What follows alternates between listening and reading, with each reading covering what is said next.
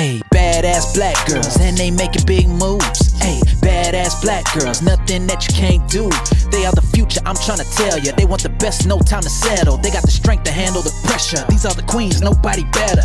Yeah, changing the narrative, that is imperative. They about to rock this. Tell the women that you got this. Got no time for people who are toxic. It's all love, good vibes. You know I got your back, girl. Talking issues that matter. This is badass black girl, yeah. Hello, everyone. Thank you for joining us to a new episode of Badass Black Girl. I'm with Jasmine. Hi, Jasmine. Hi. And today we have a very special guest, Destiny Henry is here. Hi. Destiny, would you introduce yourself to those who don't know you yet? Yes, I'm Destiny Henry. I am the founder and creator and editor of Alexandria Literary Editing Services. I am 27. I've been in business for about 3 years. Going through a trademarking process right now, so my business name may be changing in the near future, but we're for it. I am a new mom. This is my son William. It's his nap time. I think that's about it. That's I'm happy to awesome. be here. Thank you for having me. It's awesome, Destiny. When I called you, you were starting to put William to sleep. And I'm always amazed at the fact that some women do it all. You're doing your work, you're mothering and everything else that is part of our responsibilities. How do you do Yeah, it we can. all? Tell us about Um, managing work and motherhood. it's definitely an adaptation that I had to get in the groove of, and I'm still going through it. Sometimes I have really bad days, and sometimes I have really good days, but at the end of the day, when you're a mom and you're like, your child needs you to survive, your child needs you to provide for them, and they want you for comfort, you kind of just have to suck it up and be like, well, this is it. This is my life. And this little person, this little human is counting on me. So you adapt pretty quickly. It's still hard, it's still a challenge. You don't know it all at once. I am constantly learning, and he's only 10 months old. So um but he's the best. He's really chill. Um, he doesn't really fuss a lot unless he's hungry or he's teething, which is not often. So I've been really blessed and lucky that I don't have a very difficult baby, but it's still not very easy. But I love editing. It's my life. I love reading. I love working with authors, getting their stories created and expanded and fixed. And I love being a mom. He's a pretty cool kid, and I'm very, very, very lucky. So the transition wasn't easy, but it isn't as hard as I thought it would be. That's good. What does your daily practice look like? Like, what do you do every day? Okay, so it's a little different than it was a year ago. Obviously, there's a little more diapers involved. I'm a late night editor, I like to say. I usually don't start my work day until late night. So in the morning, depending on the day, I wake up, I check my emails, I'll check my social media, I'll post the things that I need to post, and then I'm with my kid all day, whether, in whatever activities we have to do that day. Towards around, I want to say 7 or 8, I'm putting him down, checking my emails. And if I have a project, I'll start working on that project and communicating with my clients, making sure that invoices are paid, contracts are sent out and signed, and things like that. And then I kind of get into the nitty gritty of my editing processes around maybe 11 to 3 a.m. And then I sleep for a couple hours and I do it all over again. I'm really curious about how you became an editor. I get this question a lot from aspiring writers. They want to Mhm, know about the business side of mhm. writing.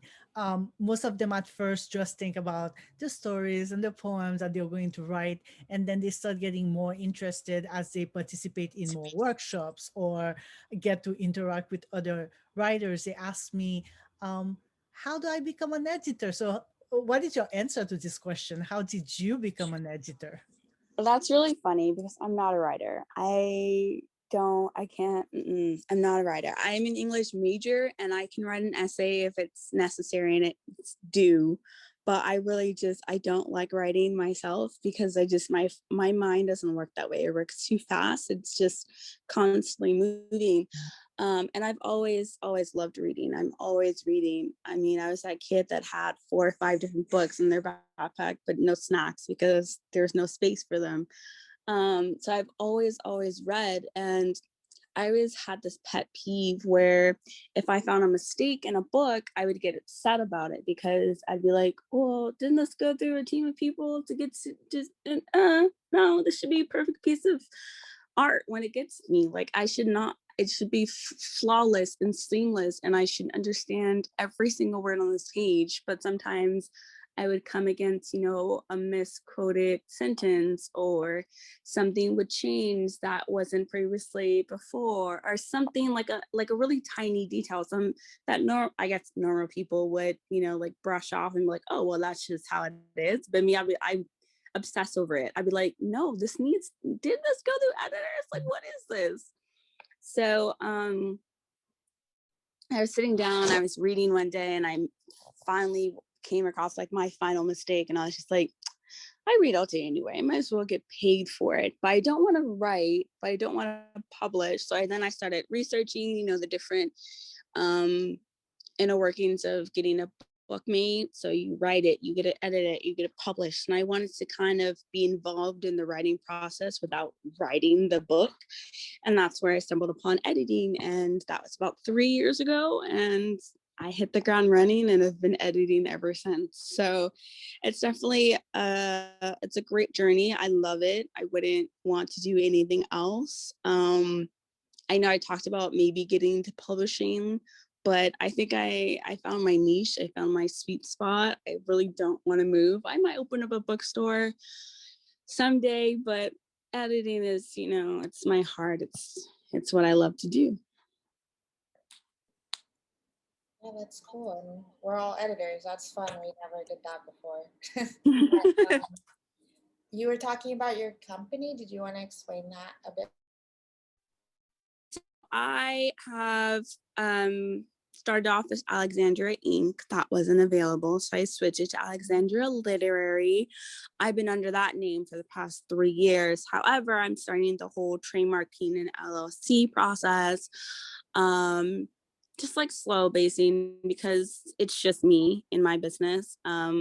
So it's been a slow walk, kind of run into the whole business aspect of it, because I didn't want it to be a hobby. I wanted this to be my main source of income, because like I said, this is my life, this is my job. So I really wanted to make sure all my I's and Q's and things were dotted. So now I'm going through the trademarking process 3 years later, and sometimes your name's just not available. So it was a little heartbreaking, but with growth comes change, and with change comes, a better opportunity. So right now I'm in the process of changing my name. I'm thinking about Alexandria Marble Editing. So we will see if it goes through with the trademarking.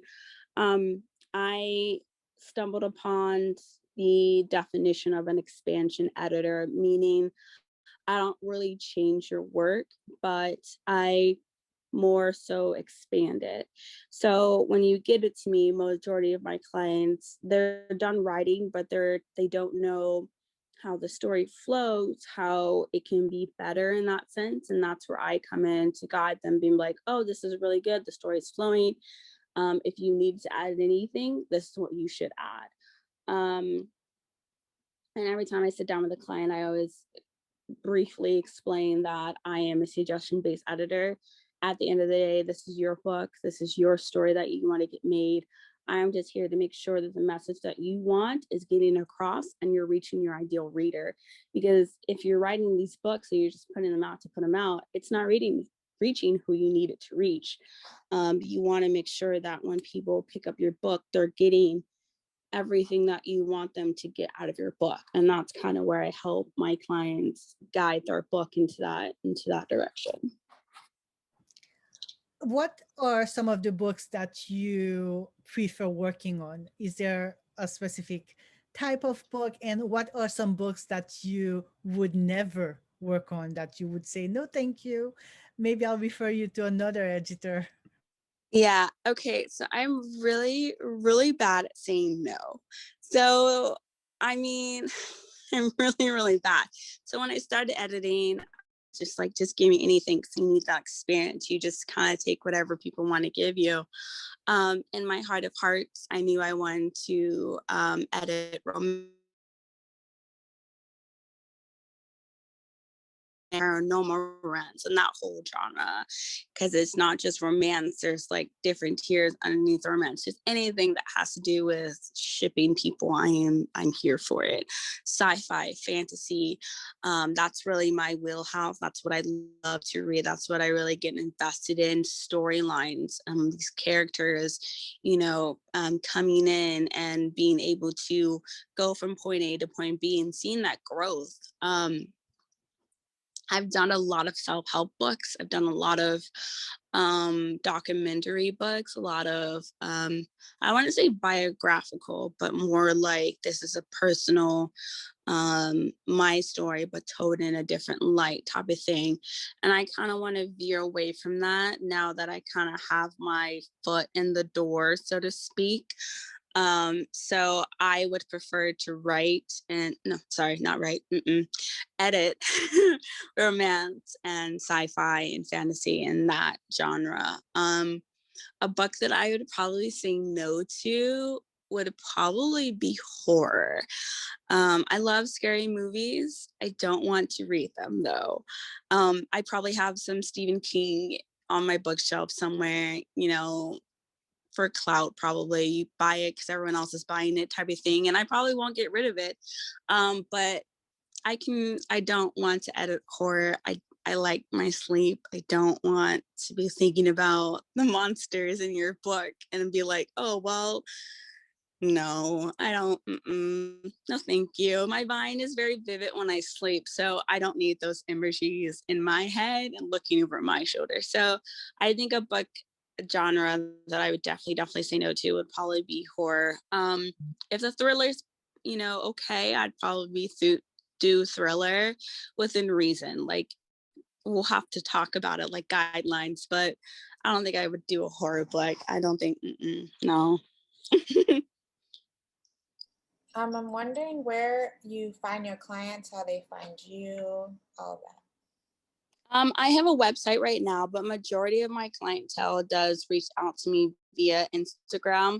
Right now I am working with two publishers, Kamisha from Sovereign Noir and Rana from Spoken Black Girl. And they both kind of send me clients themselves. I'm an independent and editor with them, so I work under them, but I also work for myself. So they'll talk to me like, hey, I have this project coming up, are you interested? I'll say yes or no. But majority of my clientele from where I started usually finds me through Instagram, and we kind of go off of there. I'm kind of getting into Clubhouse, so I've had a couple clients come through there, but majority of our conversations are on Instagram. I do have my email address. I've had a couple clients come to there, but like I said, majority it's through Instagram. For new editors who would like to get into the business, what are some pieces of advice that you would give them? Things that you wish you had known from the get-go that you would urge them to pay attention to, or I would say know what your boundaries are. I'm okay with not saying no because I know I'm a control freak. That's not going to work for everybody. Do as I say, not what I do. So know where your boundaries are. If you don't want to do a genre, don't do that genre. It's not the end of the day. It's not your last ever, like, oh, you didn't take my book, so I'm going to blast you. It's not that. It's more as do what you feel comfortable with and not for the bottom line, not for that payment at the end of the day, because you want to make sure that your profile, your portfolio is going to reflect who you want to be as an editor and what you want to be as an editor. I would also say to not take everything so literal just because someone doesn't choose you as an editor. I would cry when someone be like, oh yeah, because I probably do more than what I should.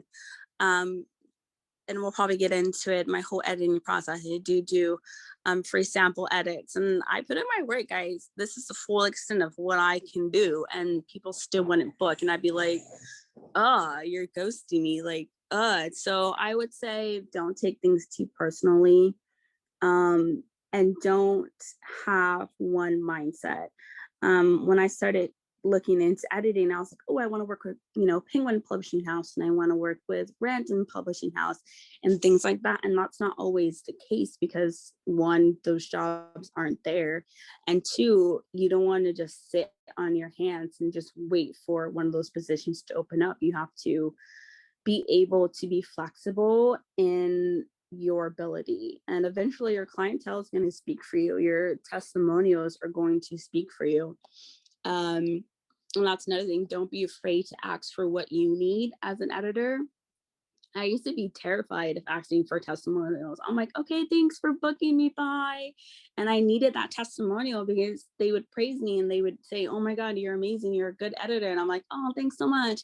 And then kind of brush it off, and not knowing that those testimonials not only strengthen me, but they also strengthen my portfolio.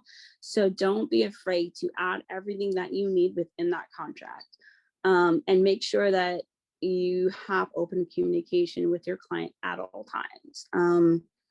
That's kind of one of my strengths, is that I keep that line of communication open with my client. So know what your boundaries are, make sure you're asking for what you need, and don't be so strict and unflexible with your parameters. Don't put yourself in a box if you don't need to. Yeah, I guess you kind of got into it, but if you wanted to describe your editing process. Okay.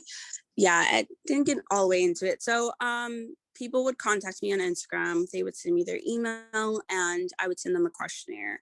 They fill out the questionnaire, and this is just filled with questions to make sure that they're ready to be edited. Is your manuscript completed? Are you ready to pay? Tell me about your book. And then we set up a discovery call either before or after the edit. So right now at this time, I offer a free edit up to 10 pages because it got to a point where people were sending me like 50 pages for the first chapter. And I was like, okay, you guys are doing that's a little too much. So let me go ahead and make sure I'm not overworking myself and being taken advantage of. So now I offer up to 10 pages for a free edit, no matter what. And then after that, we do a discovery call. And that's when we discuss terms, conditions, timelines, what you expect from me, what I expect from you, things like that. Once that's all situated, usually I'll send out the contract and the invoice for them to go over. And then once I get the document through Google Docs, because that's how I like to edit, to make sure that they always have access to their work. Then give or take, depending on how much work needs to be done, it's about a 2-week turnaround for the first round of edits. So depending on the packages, I have 3. Depending on the packages, you either get the first edit and then you get a second edit, or you just get 1 edit and I'm kind of done. Or with the big package, you get 2 revisions. So I would edit it, send it back to you, you make the adjustments, give it back to me, I edit it 1 more time, send it back to you, revisions, and then I do a final edit. So that's kind of my process. I know how to write really well. My heart's not in it. I don't like it as much as most people. So I prefer to stay in the editor side of it. And then I know people like look at me sideways, so I'm like, oh no, I don't write, but I do edit. And they're like, wait, what? Like that isn't like the disconnect. I can see the disconnect in their eyes. So like, oh, she doesn't know what she's talking about. And then they get an edit. They're like, oh crap, she knows what she's talking about. I'm like, yeah, because I didn't spend my time writing it. Like, so it's a completely different process as well, because I don't have to think about the characters and where they're going. It's nice to know, but it's also good when you're an editor and a reader, because while you're editing, you're also reading it as a potential reader, and you're just like, oh, I can come up with I don't have to worry about like structure and form. I can come up with like, where are these characters going? I can be immersed in the book a little bit more. If I was a writer, an editor, and a reader, I think my mind would just explode. So I'm happy where I'm at. Yeah, I think it's super interesting because I'm an editor. I got into it from journalism, and Emily is a proper writer person. And I know people who are just like have straight up become editors as well. And like I just fell into it in a different way, but it's cool that there's multiple paths to get there, I guess.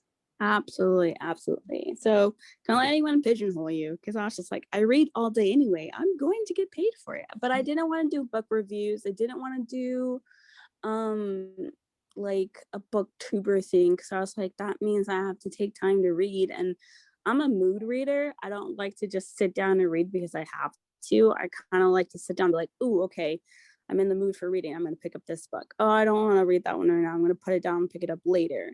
But I feel like it was very constricted, and you still find mistakes at that stage, especially if you get like arcs.